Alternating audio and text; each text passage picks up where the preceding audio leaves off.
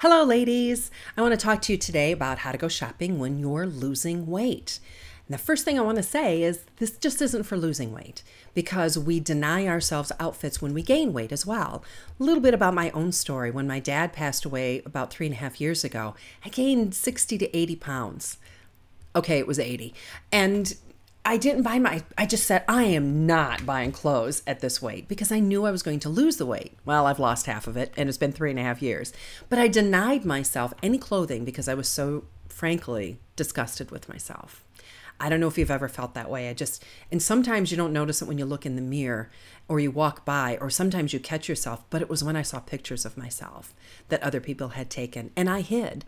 There really weren't a lot of pictures of me for the past few years, sadly. And my poor children don't get to see any of those, when I'm older. And I wish now that I had them because I could have them as a before picture. And I'm about halfway to my goal. But now I don't want you to deny yourself getting something if you've gained weight. And I don't want you to deny yourself during your weight loss process as well. They say for every 10 pounds or so, you drop a clothing size. So maybe you set a goal for yourself. If you're losing at a healthy rate of about 2 pounds a week, maybe once a month, or for every size that you go through, you buy yourself one outfit or two outfits in that size. Once you've grown out of that size, get rid of the outfit because then you're not really committed to your weight loss. I have one pair of clothing in my just an outfit that I kept at my largest size, and I use that every once in a while to say, hey, look how far I've come. And I don't like it, and I won't wear it again, and I'm not tempted by it at all. Everything else I've gotten rid of. I've given away, or a couple of things I burned. So get rid of those things that are too big. A couple of things about body image. First and foremost, a scale and a clothing size number does not define who you are, and it doesn't define who our girls are. Listen to some of these statistics. 80% of women say they're affected by photoshopped images that they see in advertising or women they see on television.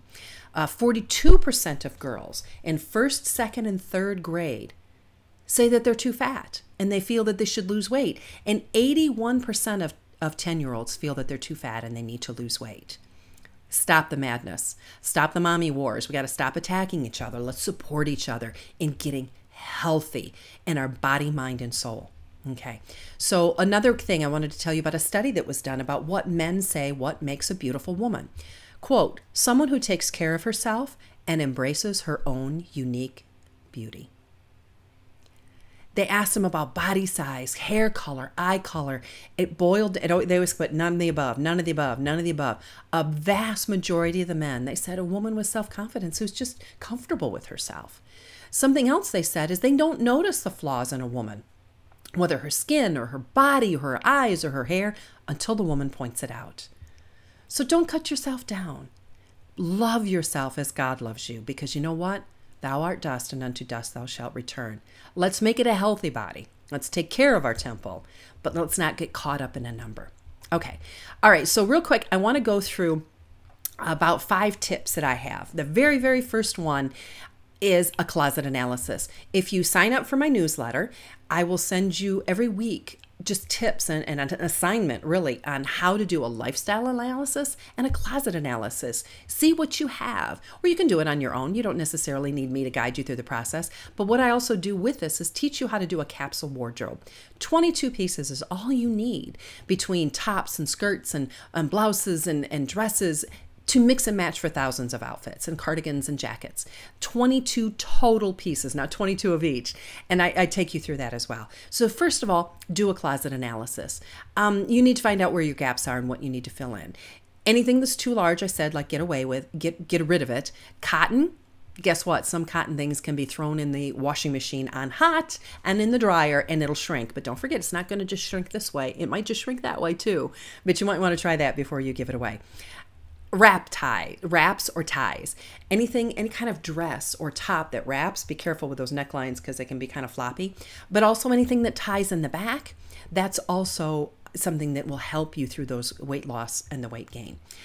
Also, the other thing too is trousers. They're not really forgiving when it comes to changing sizes. Skirts and dresses, any image consultant will tell you this, Google it. Skirts and dresses actually, when you think about it, it makes more sense that they are more forgiving when you gain and lose weight. So as you're losing that weight, remember that a skirt can get you through 20 or 30 pounds of weight loss, 2 or 3 different clothing sizes, especially if you get in an elastic waist on a skirt until it starts slipping down around your hips. And that with a dress, if you can go through a couple of sizes, you can belt it, you can do other things with it to help it shrink down. Undergarments.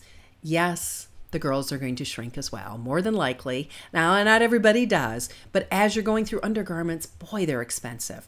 A tip from one of my people on my Facebook group, my Dressing with Dignity Facebook group, was to use genie bras because they're more like the athletic bras. And I know my daughters are more endowed, so they wear 2 of them, and you can wear 2 of them, and that'll get you through a lot of different sizes too.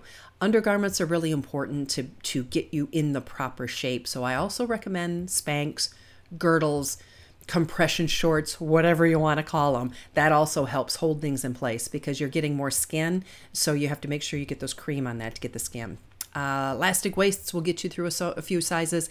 If you are a sewer, you can also nip in on both sides. Don't just take it in on one side, nip on both sides. And of course, use a belt. As blouses or dresses or things get bigger, you can belt items, defines your waist, and it also helps you wear things a little bit longer. Okay, so that's tip number 1 in your closet. Number 2, when you go shopping, look for basics, solid colors. Also, black is not the slimming color that some people think it's going to be. I'll talk about color in just a minute.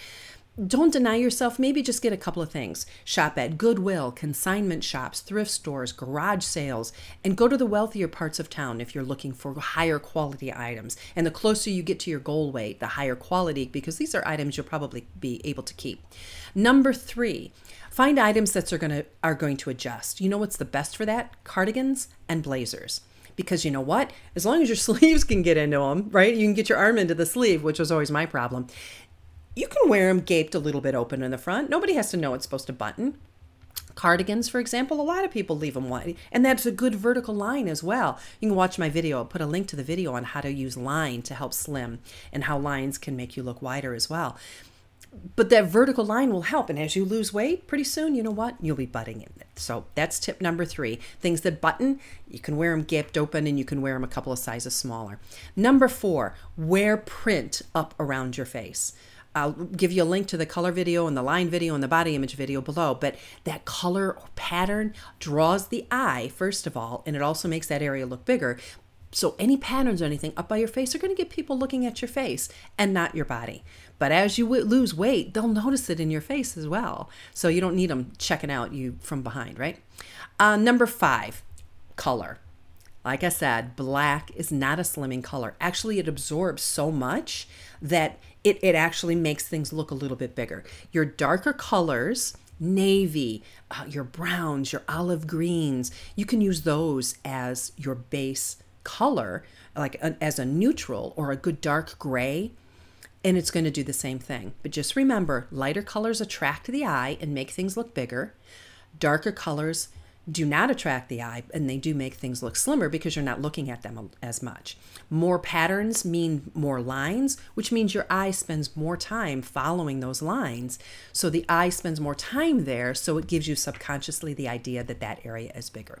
So I hope you find those 5 tips helpful. Remember, as you're eating healthier too, your skin tone could probably change. You may be a neutral, a cool, a warm, and that may change as you get healthier and your skin gets more vibrant.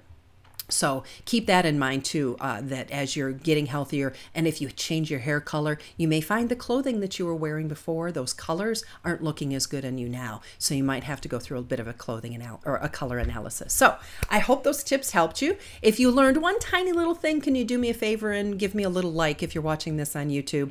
And if you're watching this on my website or on YouTube, either way, give me a comment. What have you used during your weight loss process that has helped you with shopping and your clothing? So hopefully I'll see you in my newsletter, and I'll see you here on YouTube. Plenty of other videos I have here to help you out, and they're all free. Thanks so much. God bless, and we'll see you soon. Bye-bye.